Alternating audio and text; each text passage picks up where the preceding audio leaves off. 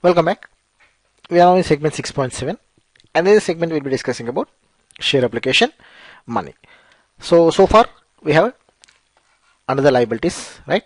We are discussing balance sheet, and under balance sheet we are discussing liabilities. So far we have discussed owners funds, right? We have discussed that the liabilities can be classified under three major categories. One is the owners funds, term liabilities, and current liabilities. We have discussed owners funds completely. We have discussed here capital, reserves, and surplus. So under term liabilities, we are under the in this chapter 6 we're discussing term liabilities right now. So far we have discussed term loans from banks, right, and we have discussed unsecured loans. So in this segment we'll continue discussing the term liabilities, and in this segment we'll be discussing about share application money. So what is share application money? So it is amount received by a company from applicants who wish to purchase the shares. Let us see this.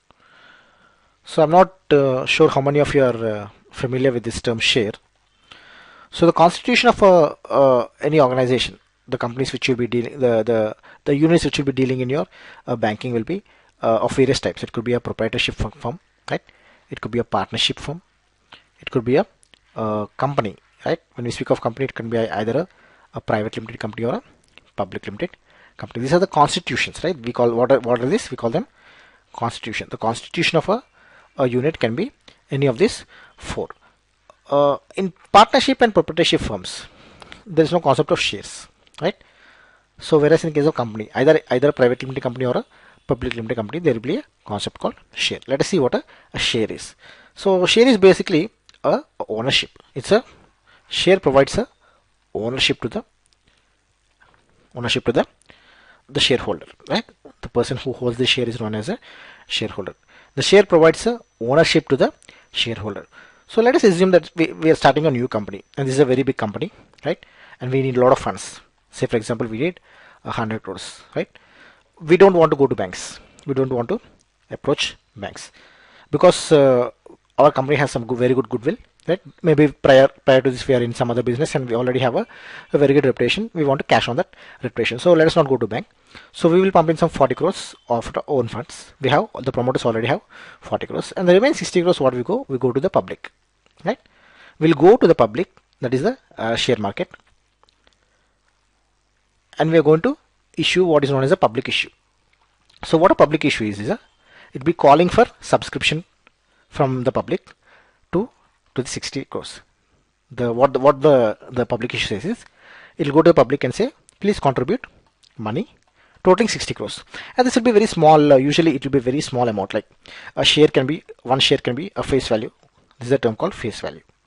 It could be of 10 rupees or some 100 rupees, right? It will be a very small amount, and a person, if you are a person like X, you can purchase some 100 shares. So 100 into, say for example, the face value is 10, so you will contribute 1000 rupees.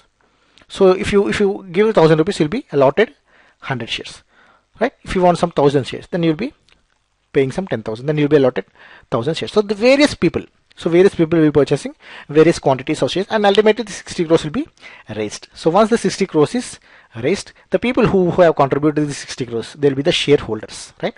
They'll be the shareholders. So all the shareholders are in fact owners, because not just the 40 crores the original promoters have contributed to this company funds, but the 60 crores, the people who have contributed 60 crores, no matter, even if it's a small amount, it might be a small amount, but then it is a contribution in addition to the original promoter. So this is also, these people are also owners. Maybe the contribution is less in terms of monetary terms, but put together it is a very substantial amount. So all these people are shareholders.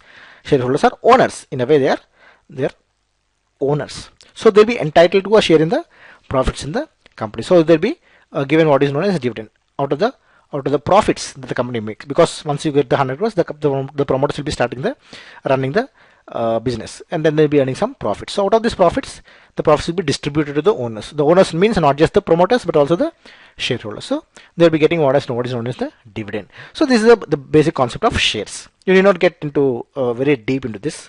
There are a lot of issues here, but this is the broad concept of a share.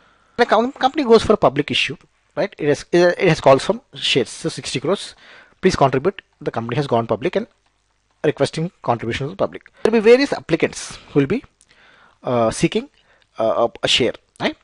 So say for example, one individual has paid 1000 rupees for 100 shares. The face value is 10 rupees, so 100 into 10,000 rupees. So this money is known as share application money.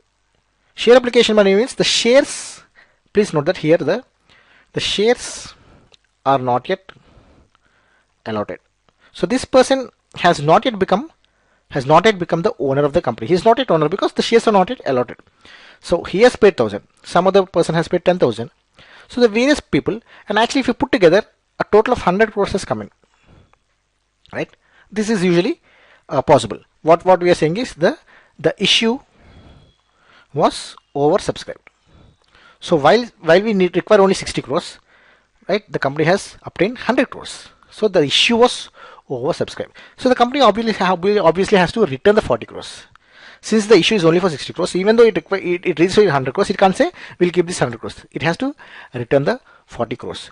So out of this 100 crores, there are various people. Out of this 100 crores, the 100 crores subscribed amount, there are various people here. So some will be rejected, isn't it? When you're saying we're only going to take 60 crores, when you're going to allot shares only worth 60 crores, obviously we're saying some people are not going to be allotted shares. See, let's take for example, out of this 100 crores received, 100 crores means since the face value is 10, we're saying 10 crores. 10 crores 10 crore people have, of course, some people have applied 10 shares, 100 shares. So this something less than 10 crores. But for example, let us assume that this is only, assume 100 crores. So 1 crore individuals are there. Out of this 100 crores, the company is going to keep 60 and 40 is going to be returned. So some is going to be returned. So with the 100 crores, the company has received what is known as share application money. Out of this, only 60 crores is finally going to be allotted. The allotment is going to be only for 60 crores. 40 crores is going to be, the company has to return this to the applicants, whoever they are, right? So this is the scenario. So when you see an item in the balance sheet, right? When you see in the balance sheet liabilities, when you see an item called share application money, so where are you going to classify it? Right? So where are you going to classify it? So you have to understand that there is a small point. So the point here is this 60 crores is ultimately going to be converted into capital, right? So once the applicants are allotted shares, once the allotment process is completed, this 60 crores will be converted into capital. This 40 crores has to be returned. So in effect, it is a liability, isn't it? This is a liability in the sense that the company has to return this 40 crores. This is not the funds of the company. This will be going to be translated into capital, whereas this is going to be returned. So this is a liability. So we can say it is a current liability. So let us assume that the company has to return this. It can't keep for 10 years and say we'll repay later, right? So this is going to be a return, let us say within 1 year. So this we can classify this as a current liability. But this 60 crores is a capital because we are allotting shares to these people. These people have become owners, right? These shareholders are now owners of the company and they're contributing an amount called 60 crores. This is a capital. The 40 crores is contributed by the original promoters. 60 crores is contributed by the shareholders. Totally 100 crores is the capital. The capital of the company is now 100 crores, of which original promoters have contributed 40 crores and shareholders have contributed 60 crores. So when you see an item called share capital in the share application money in the balance sheet, what are you going to do? So this breakup is not given to you, right? You're just seeing the 100 lakhs here. So where you have to classify this? So please note that the answer is not clear. The classification of share application money is actually quite varied. It varies, you know. There are people who feel it should be, we are discussed under liabilities, 3 major heads. What are they? Owners funds, term liabilities and current liabilities. There are a range of issues. There are a variety of opinions here. So what share application money should be classified as? Some say it should be classified as capital under the owners funds. There are 2 items, right? One is the capital and reserves and supplies. Some say it should be a part of capital. Some say it should be a term liability. Some say it should be a current liability. Right? So there's a lot of opinions here regarding the classification of share application money. The problem here is the Companies Act itself, right? The section 211 of the Companies Act itself, something called a Schedule 6. We already discussed this, right? Schedule 6 actually gives the format of the P&L account and balance sheet, and in the format provided by the Companies Act, the Schedule 6 itself, there is no provision for share application money, right? So the broad heads provided by that schedule, the broad heads provided by Schedule 6 are, under liabilities are share capital, reserves and surplus, secured loans, unsecured loans, and current liabilities and provision. These are the broad heads which are provided by the Schedule 6. Our CMA format, of course, provides only owners funds, broad classification, owners funds, term liabilities and current liabilities. Here these are the broad heads. Okay, share application money is not appearing in any of these major heads. So there is coming the class. There arises the confusion. So since the Companies Act itself doesn't have a special provision for share application money, so different people are now going to interpret it in different ways. So one treatment is, it should be one school of thought. There are various schools of thought here. We cannot have a single answer to this. One school of thought says that since the subscription received by the company against issue of share capital, it will become subscribed share capital only when the shares are allotted, right? Only when they are subscribed and allotted, it will become a share capital. So until the allotment is made, share application money cannot be treated as share capital. That is one school of thought, because the concept of capital will arise only when the share application money is converted into capital, once the allotment is completed. But in the balance sheet, when you see an item called share application money, it means that allotment is not yet completed, which means it cannot be treated as part of share capital. That is one school of thought. So the other school of thought is, it should be a current liability, because the excess money received due to oversubscription has to be returned. So it should be a current liability. Some say that it should be characterized neither as a share capital nor as a current liability. They say it should be neither a share capital or a current liability, and it should be shown separately. So the ICAI Compendium of Opinions, right? ICAI is the Institute of Chart Accountants of India. What they feel is the share application money pending allotment should actually be shown in the balance sheet under a separate heading between share application and share capital and reserves and surplus. So actually, if you see the format of balance sheet, you have share capital, you have reserves and surplus, various term liabilities. So what they say is, this share application money should be shown as a separate item in between share capital and reserves and surplus, so that any user of the balance sheet, any user who pursues this balance sheet, will be having a correct idea that this is neither share capital, right, nor this belongs to the owners, because maybe some part has to be returned back. So let us have this entry somewhere in between. That is what the ICAI Compendium of Opinion feels, right? So what are we going to do in the CMA data? So what is the correct way? So from CMA point of view, you have to understand the share application money will be converted into equity capital only after allotment of shares. That point is clear. So only after the allotment is completed and shares are allotted to the qualified candidates, only then it will be equity capital. Also, you have to understand that not every subscription is incorporated in the share capital, because the excess has to be returned. So some part has to be a current liability. So these are the two points. So we also discussed that there is a school of thought that there is a separate line to be in between equity and reserves. This should be mentioned. Some also feel that some also classified as an unsecured loan, in the sense that this is term liability, right? Because it's a sort of interest-free unsecured loan. Some feel that it is a sort of interest-free unsecured loan. It should be a term liability. Some just classified as a term liability. So even in the banking sector, there's many people who classify this, because there's no correct answer to this. In the banking sector, you see a variety of answers. So you should get back to your seniors. So what your bank follows, you have to follow, right? So because this varies from bank to bank, from officer to officer, in fact. So there are people who are spread across the spectrum. Some classified as a term liability, some as current liability, some as part of capital. So this is something we have to, you cannot have a correct answer. But if you ask me the best way is to classify as a term liability. The reason being, there will be a number of cases, you'll be coming across this in your real life. There will be a number of cases where share application money gets withdrawn. You see, we are assuming that share application money is actually going to be converted into capital. This is true in case of very big companies. So there is no reason why they will call for an issue, get the share applications, and then finally not convert into capital.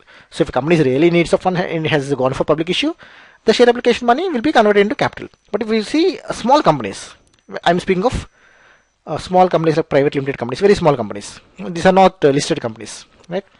Very small companies. They'll have an item of share. There will be only say three directors, some 10 directors. Very small company, right? You don't have very large shareholders. Then they'll be contributing some capital. So they already have contributed some capital. Then there will be an item called share application money.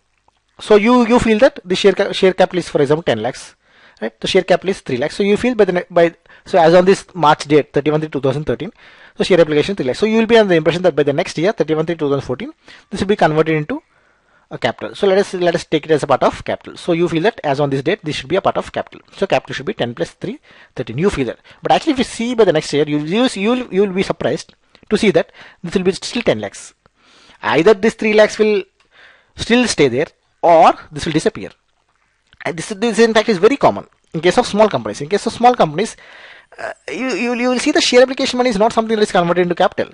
It's just like a sort of funds that is brought into, similar to unsecured loans. It's something like brought by the promoters, right? Just because banks say unsecured loans are belonging to third party, why don't you bring in your own capital? They'll say, sir, we have already brought in, but it is not yet allotted. So what they will say?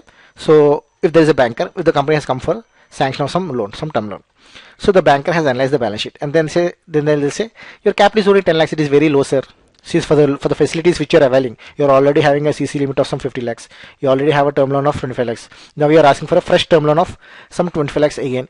So for the capital position of your size, this is not a very good picture, sir. So what he says, sir, I have actually. So what he will say, sir, we have already brought some share capital, but it's not yet allotted to the shareholders. This is share application money. See, we already have some 10 lakhs. So by the next year, don't worry, it will be converted. So he'll be promising like this. So you'll be feeling that, oh, he has brought in 10 lakhs, so 20 lakhs is the capital. But come next year, 31/3/2014, come next year, 31/3/2014, you'll be surprised that this item, plain, it just disappears. You won't see this item. In many cases, you will see this. The capital will not change. Share application money either will still be in the form of share application money without allotment for 1 year, it will not be allotted, or it will plain disappear. Right? So this is the reason why, in case of, especially in the case of small companies, it's always better to take it as a term liability. You have to understand that from the Companies Act point of view, there are a lot of stringent regulations, right? In case of share application money with regard to end use of funds and the time within which the allotment is to be made, there are some rules. So you might say, when there are these rules, how can companies flout? Why will a share application money of 10 lakhs appearing as on 31/3/2013 still remain unallotted as on 31/3/2014 when there are rules by the Companies Act regarding the time within which the allotment is to be made? But you have to understand that these rules are usually for listed companies, public limited companies. In case of private limited companies, there are no such stringent rules, and that's why you have to be careful. That's precisely the reason why it is better to classify share application money as a term liability in case of small companies. Now, we didn't come to this concept of Schedule 6, revised Schedule 6. This is something we'll be discussing in a later chapter, Schedule 16, I guess. So then we'll discuss about revised Schedule 16. But for the moment, understand that Schedule 6, we already seen, is the format stipulated by the Companies Act for P&L account and balance sheet. So there is a revised Schedule 6 that has come up. So now all companies have to prepare balance sheets as per this revised Schedule 6. So in this revised format, share application pending allotment is actually divided into two parts, right? Now companies themselves have to do this, right? Now companies themselves are preparing the balance sheets have to classify the share application pending allotment into two parts. One, share application pending allotment but not due for refund. This has to be shown under a separate category under the head equity, but not including shareholders fund. So in the balance sheet there will be equity. You have some shareholders funds, right? So not clubbing it under the shareholders funds, show a separate item called share application money pending allotment. So this is as per the revised Schedule 6. And then there is the other part which is due for refund. So this has to be shown in the current liability. This we already discussed. So current liability along with some interest.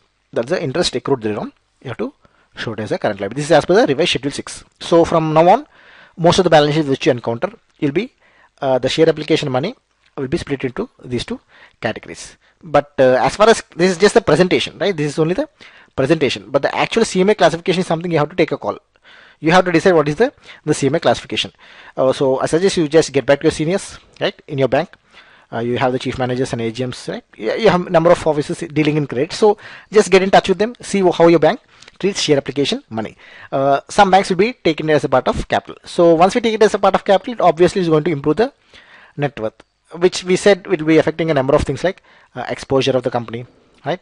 And other ratios like TL by TNW. So this again depends whether your bank is accepting it as a part of capital. But usually it is correct to be taking as a term liability. So what we are doing by taking it as a term liability is you're taking a middle ground. Say you're taking a very good middle ground. You're neither taking it as a part of net worth, that is capital, nor you're taking it as a part of current liability. If you take it as a part of net worth, right? If you take it as a part of net worth, you will be unnecessarily inflating the net worth and thereby the other ratios based on this. For example, say for example the net worth is 100 lakhs and your bank says the maximum exposure we can give to a company is 5 times net worth. So here it is 500 lakhs. You can lend a maximum amount of 500 lakhs to the company who has a net worth of 100 lakhs. Now this company has got a share application money of say 20 lakhs. Now by taking it as a part of capital, Now it will be 120 lakhs. And 5 times 120 will be 600 lakhs. So unnecessarily you will be increasing exposure to the company. By not taking it as a part of net worth, by treating it as a term liability, you are not taking it as part of net worth. So you'll be arriving at a conservative figure of net worth. So this conservative figure of net worth will reduce exposure to the company. Then at the same time, by taking it as a term liability, you are not considering it as a current liability. So current liability means you will be penalizing the company. So you don't want to be penalizing the company. If you take it as a current liability, one ratio which will be affected is the current ratio. We didn't discuss this. We'll discuss it later. But if you take it as a current liability, current ratio will be adversely affected. It will be lower, and this will be a negative for the company. So by not treating it either as a current liability or as a net worth, part of net worth, by taking it as term liability, you are taking a middle ground. This is good for all, right? So it is suggested that you treat as far as possible, unless it is advised by seniors to take it as part of net worth or a current liability.